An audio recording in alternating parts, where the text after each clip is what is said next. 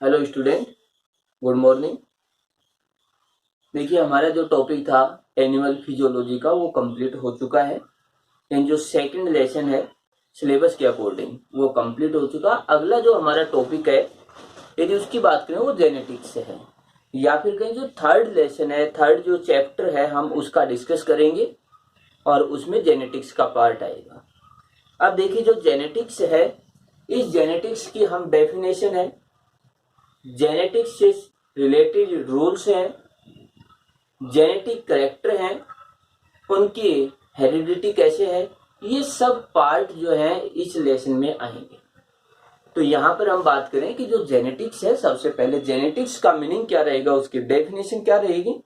तो देखिए, genetics meaning है, उससे पहले मैं तीन वर्डिंग और तुम्हें बता रहा हूं, जिससे कि ये जो पार्ट रहता है इसको समझने में कहीं प्रॉब्लम नहीं आएगी। सबसे फर्स्ट हम बात करें जैसे वेरिएशन।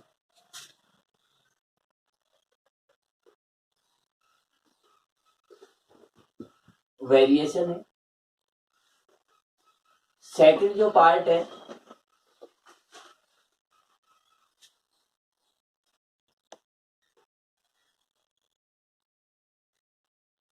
हेरिडिटी है। दो पार्ट तो ये। थर्ड पार्ट आएगा इसके अंदर फिर जेनेटिक्स।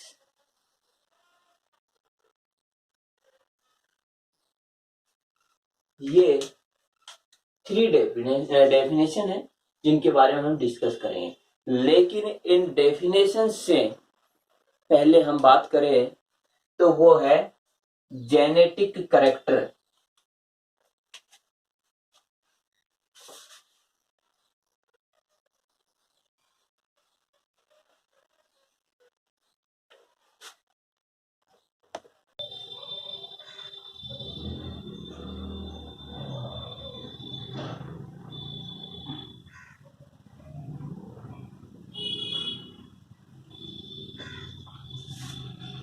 तो देखिए, यहाँ पर ये जो डेफिनेशन है उससे पहले हम बात करें जेनेटिक करेक्टर एंड हेरिडेटरी। अब देखिए, सबसे फर्स्ट में हम ये जो वर्डिंग है जिसको हम कहें हेरिडेटरी करेक्टर या फिर कहें जेनेटिक जो करेक्टर है, हम इसका डिस्कस करते हैं, इसका मीनिंग देखते हैं, उसके बाद ये डेफिनेशन देखेंगे। देखिए, सबसे फर्स्ट में हम कहें कि जो एनिमल्स होते हैं या ह्यूमन बीइंग होता है उसमें सेक्सुअल रिप्रोडक्शन की प्रोसेस होती है।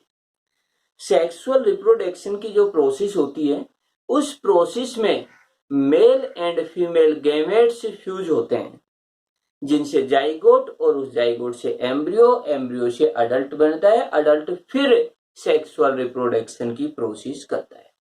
तो देखिए, सबसे पहले हम बात करें ये पार्ट कि जैसे हम बात करें इस तरीके से, ये देखिए मेल गैमेट्स है।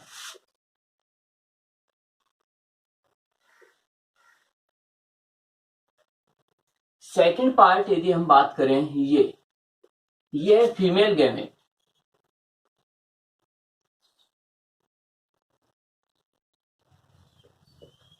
Male and female gametes, male and female gametes हैं, इनमें फ्यूजन होता है या फर्टिलाइजेशन, फ्यूजन या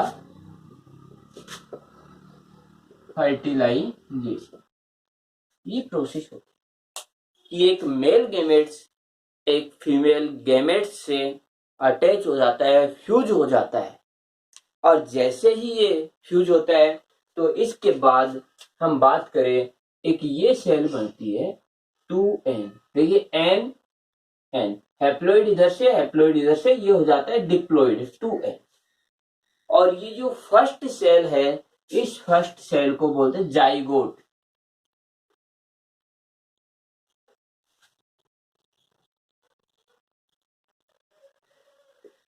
जाइगोट, देखिए ये जो जाइगोट होता है इस जाइगोट से ही सभी एनिमल्स जो रहते हैं उनका इनिशिएशन होता है, कि जितने भी जो एनिमल हैं वो जाइगोट से बनते हैं, या फिर कहें कि एक सिंगल सेल से ही उनकी लाइफ स्टार्ट होती है।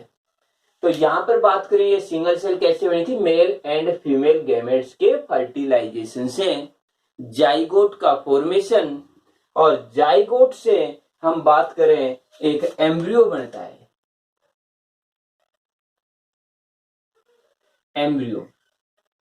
एम्ब्रियो की जैसे ही बर्थ होता है तो उसके बाद हम कहें कि एक छोटा जो बेबी बनता है, और उससे यदि हम बात करें कि अडल्ट बन जाता है तो एम्ब्रियो, इसके बाद हम बात करें कि इसका जन्म, इसके बाद हम बात करें कि जो ऑर्गेनिज्म अडल्ट बनेगा। ये प्रोसेस चलेगी और ये अडल्ट फिर से इसी प्रोसेस को रिपीट करेगा।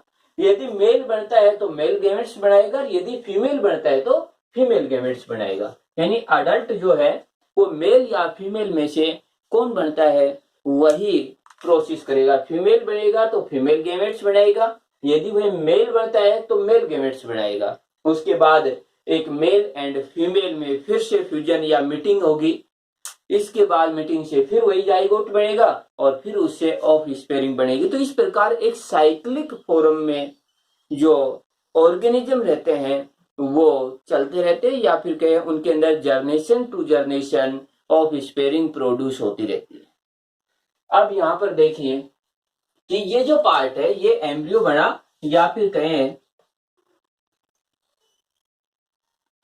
ऑफ स्पेयरिंग, ये ऑफ स्पेयरिंग बन गए। अब यहां पर थोड़ा सा समझने के लिए देखिए कि ये जो ऑफ स्पेयरिंग बनती है, ये जो डॉटर बनती है, इस डॉटर में मेल एंड फीमेल दोनों के करैक्टर आते हैं। यदि हम बात करें यहां पर जैसे मेल से मेल गैमेट, और ये है फीमेल से फीमेल गैमेट्स, तो ये जो ऑफ स्पेयरिंग है, इस ऑफ स्पेयरिंग में दोनों पेरेंट्स हैं, इन पेरेंट्स के करैक्टर आएंगे। यानी ये जो दोनों जो पेरेंट्स हैं, इन पेरेंट्स के करैक्टर प्रेजेंट होते हैं। अब यहां पर देखिए, यानी कुछ करैक्टर जो रहते हैं वो मेल के आते हैं, कुछ करैक्टर फीमेल के आते हैं, इस तरीके से करैक्टर आते। देखिए एक सिंपल सा एग्जांपल हम समझे, हम अपनी भी बात करें तो अपने अंदर हम देखते हैं कि नॉर्मली जो आउटर स्ट्रक्चर से ही हम समझ जाएंगे। देखिए इंटरनल जो करैक्टर हैं वो भी उसी प्रकार से हैं, लेकिन इंटरनल हमें दिखाई नहीं दे रहे हैं। लेकिन जो हमारे एक्सटर्नल करैक्टर हैं, जो हमारी बॉडी की जो स्ट्रक्चर है वो हमें शो हो रही है। तो हम ये देखते हैं कि हमारी बॉडी के कुछ पार्ट तो हमारी मदर से और कुछ पार्ट हमारे फादर से मैच करते हैं। इसका मतलब ये हुआ कि हमारी बॉडी जो है जब उसका फॉर्मेशन हुआ उस समय कुछ करैक्टर हमारी मदर के और कुछ करैक्टर हमारे फादर के आए हैं। तो यहाँ पर ये देखिए, अब जो है हमसे जो ऑफ स्पेयरिंग जो प्रोड्यूस होगी उसके अंदर हमारे करैक्टर जाएंगे। तो इस प्रकार से यदि हम बात करें तो हम ये कहते हैं कि जो पेरेंट्स के करैक्टर हैं वो ऑफ स्पेयरिंग में आते हैं। फिर ऑफ स्पेयरिंग के करैक्टर नेक्स्ट ऑफ स्पेयरिंग में, या फिर हम ये कहें कि करैक्टर जैसे इस जनरेशन में, पेरेंट्स की जनरेशन में, उनकी ऑफ स्पेयरिंग की जनरेशन में, उनकी ऑफ स्पेयरिंग की जनरेशन में, या फिर कहें कि कुछ character generation to generation transmit होते हैं। तो जैसे ये जनरेशन टू जनरेशन करैक्टर का जो ट्रांसमिट होते हैं वही करैक्टर जेनेटिक करैक्टर होते हैं। तो देखिए जेनेटिक करैक्टर कौन से हुए कि जो character generation to generation transmit होते हैं वो जेनेटिक करैक्टर हुए। इसके बाद देखिए कुछ करैक्टर ऐसे रहते हैं बॉडी के जो जनरेशन टू जनरेशन ट्रांसमिट नहीं होते हैं। अब मैं एक एग्जांपल बताता हूं कि जैसे हमारी स्किन का जो कलर रहता है वो हमारे पेरेंट्स से हमारे अंदर आता है। हमारी हाइट की बात करें, हमें आई जो है इनके कलर की बात करें, जैसे ब्राउन होती है आई, ब्लू होती है आई, जो आई होती है, इस प्रकार से ये जो करैक्टर है जेनेटिक करैक्टर हुआ।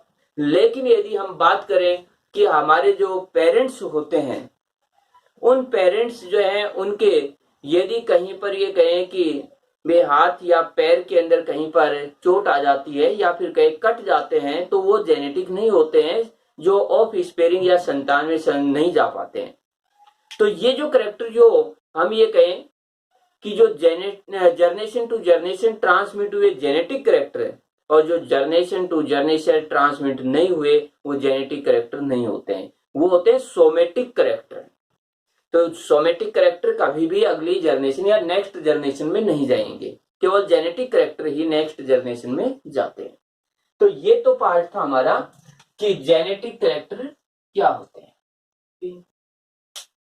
तो इसके बाद देखिए कि हमारा जो वर्डिंग है जेनेटिक करेक्टर, ये पूरा लेसन ये जेनेटिक करेक्टर कैसे जनरेशन टू जनरेशन ट्रांसमिट होंगे, तो ये जो है ये कंप्लीटली इसी बेस पर रहेगा। तो सबसे फर्स्ट हमें जेनेटिक करेक्टर की डेफिनेशन होगी। इसके बाद अगला पार्ट हम बात करें, देखिए इस पार्ट को लेते हैं फर्स्ट में, हेरिडिटी।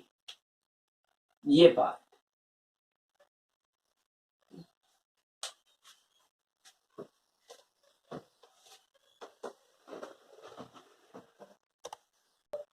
देखिए, एक बार इसकी डेफिनेशन देखिए, फिर उसके बाद हेरिडिटी देखते हैं। तो डेफिनेशन हुई transmission of character, transmission of character from generation to generation through the gametes during sexual reproduction is called heredity character. तो ये इसकी डेफिनेशन है कि जनरेशन टू जनरेशन करेक्टर्स का ट्रांसमिशन होता है, वो करेक्टर्स जो हैं वो हेरिडिटी करेक्टर कहलाते हैं। इसके बाद हेरिडिटी देखिए, कैसे करेक्टर पेरेंट्स से ऑफ स्पेयरिंग में आए, इनकी स्टडी करना हेरिडिटी है। And genetic character generation to generation कैसे ट्रांसमिट हुए, तो इसकी स्टडी करना ही हेरिडिटी हुआ। तो यहां पर हेरिडिटी की आप देखिए डेफिनेशन,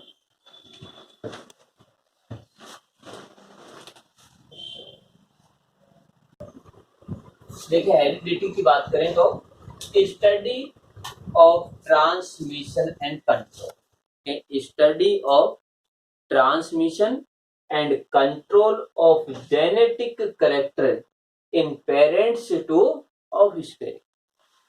ऑफ स्पेयरिंग या फिर कहें देखिए कि यदि हम बात करें इसकी डेफिनेशन की, तो हम ये कहेंगे पेरेंट्स से ऑफ स्पेयरिंग में जेनेटिक करेक्टर के ट्रांसमिशन एंड कंट्रोल की स्टडी हेरिडिटी कहलाती है। तो ये जो है ये स्टडी ही क्या है, तो स्टडी ऑफ ट्रांसमिशन। तो हम बात करें इज कॉल्ड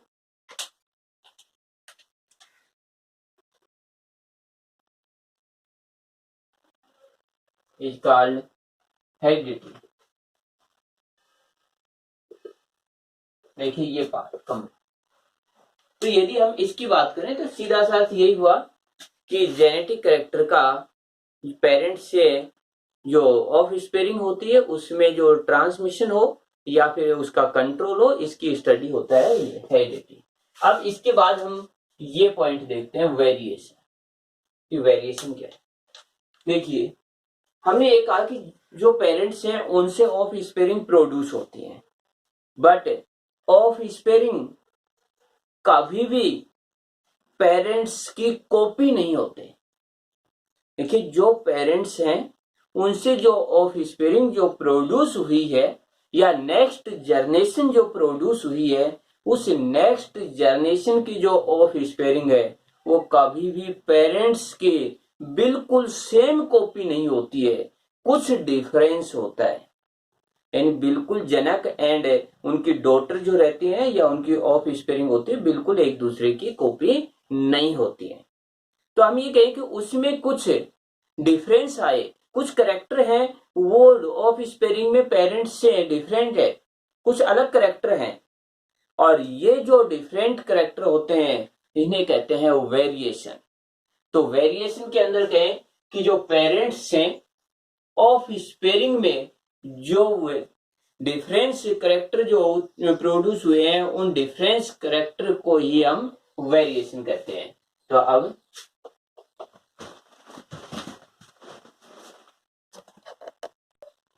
वेरिएशन की डेफिनेशन, तो इसके अंदर difference in character which comes parents two of sparing is called variation. सीधा अर्थ यही है कि पेरेंट्स से ऑफ स्पेयरिंग के करेक्टर में जो डिफरेंस प्रोड्यूस हुए हैं उस डिफरेंस को या उस डिफरेंस करेक्टरों को हम वेरिएशन कहते हैं।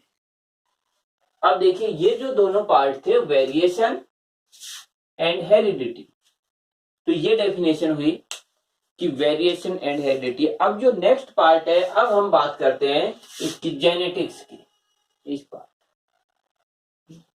तो अब जेनेटिक्स देखिए कि जेनेटिक्स का क्या मीनिंग है।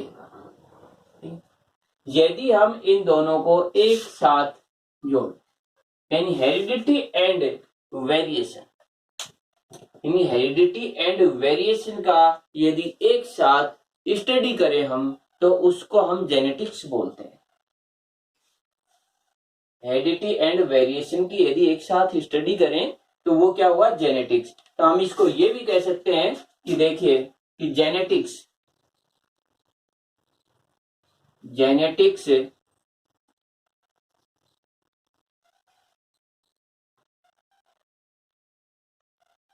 हेरिडिटी एंड वेरिएशन,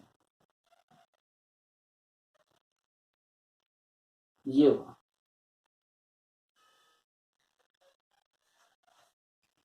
कि हेरिडिटी एंड वेरिएशन को कंबाइंड रूप से हमने जेनेटिक्स कहा है। तो इसकी डेफिनेशन बिल्कुल इसी तरीके से रहेगी।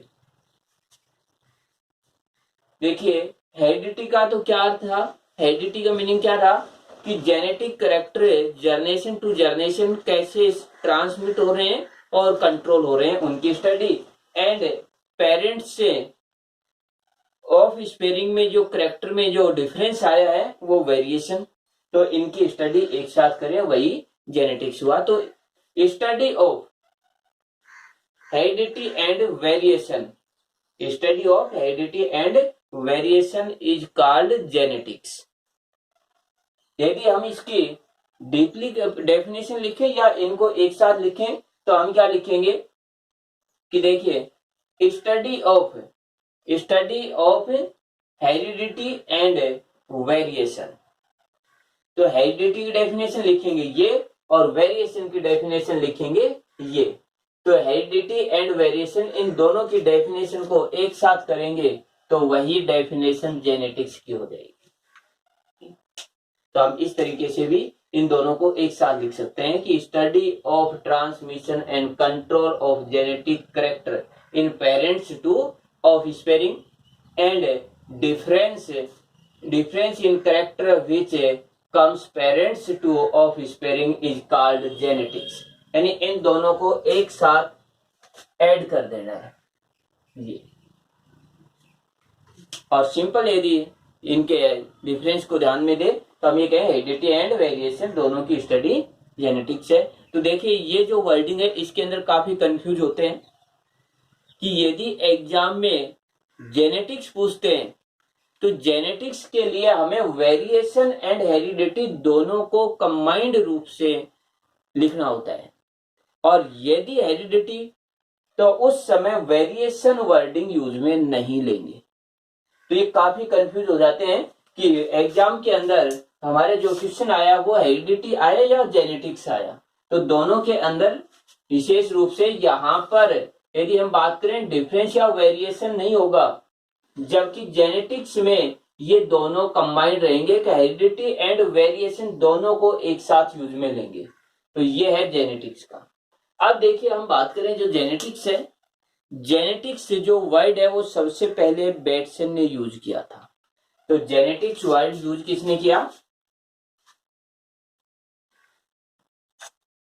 जेनेटिक्स वर्ड जो है यूज किया था बेटसन ने।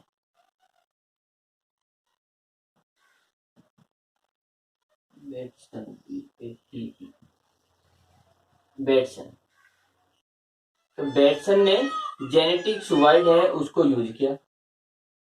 अब यदि देखें कि फादर ऑफ जेनेटिक्स, तो फादर ऑफ जेनेटिक्स है Mendel. Father of genetics Mendel. इसके बाद हम बात करें कि modern father of genetics,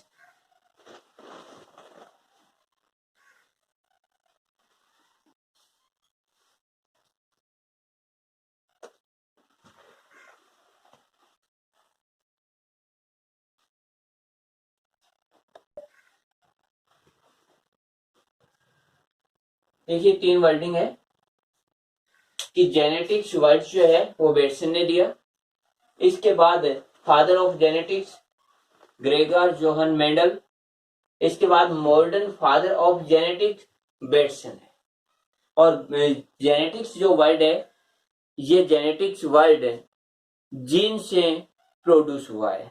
gene से, हम ये कहें जीन से ही जेनेटिक्स बना है। तो इस प्रकार से हमारा जो ये टॉपिक है, जिसके अंदर देखें जेनेटिक्स के अंदर variation, heredity, genetics, genetic character है, तो ये सब डेफिनेशंस है। इसके बाद मेन रूप से हमारा जो लेसन है, उस लेसन में मेंडल से रिलेटेड है कि मेंडल ने क्या एक्सपेरिमेंट किए हैं, मेंडल ने क्या रूल दिए हैं, किन प्लांटों पर एक्सपेरिमेंट किए। तो मेन रूप से मेंडलीय जेनेटिक्स है हमारे सिलेबस में, कि मेंडलीय जेनेटिक्स की स्टडी करनी है हमें।